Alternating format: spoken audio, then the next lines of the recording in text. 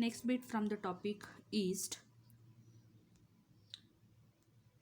Often alcohol is produced along with sugar in sugar factories. Molasses is produced from sugarcane juice.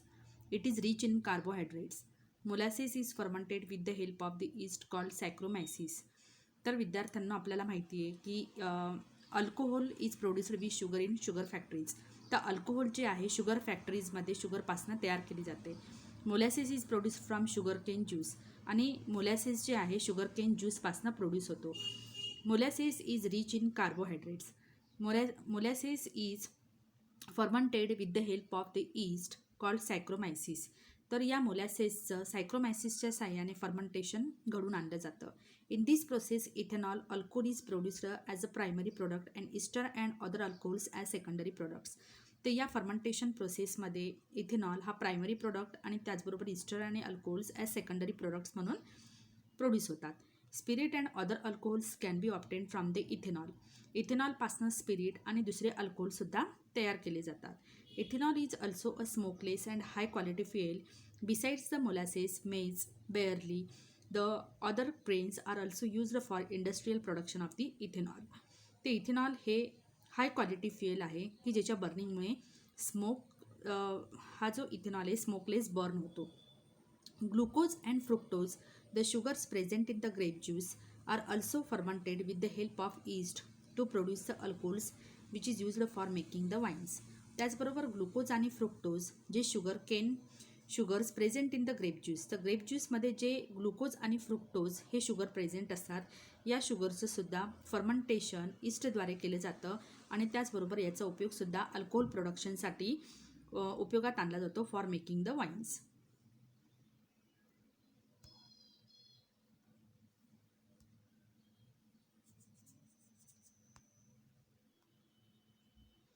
Use your brain power.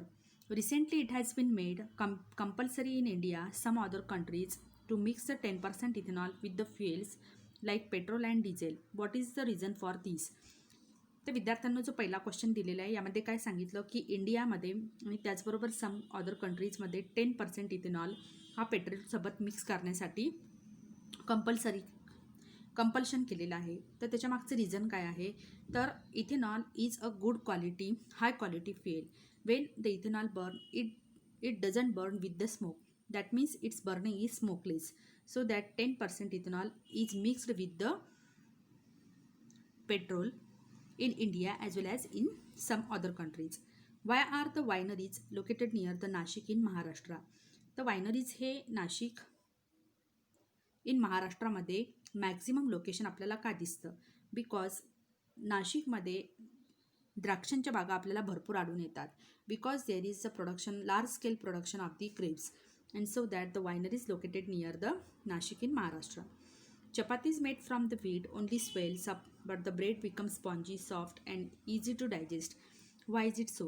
So, students, we know that the chapati, which is made from the wheat flour, it contains the gluten, this compound, so that chapatis only swell. But bread, during the formation of bread, we always use the yeast, which is always we buy from the market, and this yeast it produces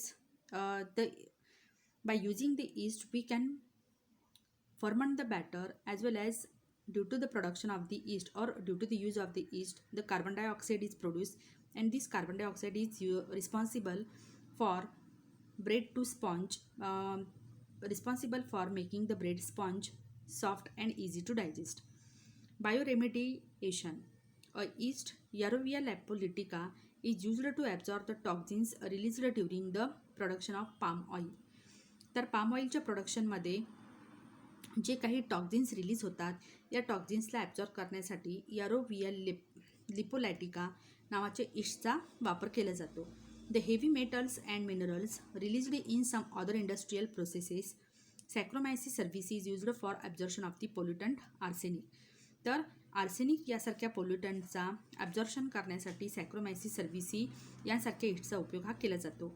oil spills in oceans are cleaned with the help of alcanivorax bacteria.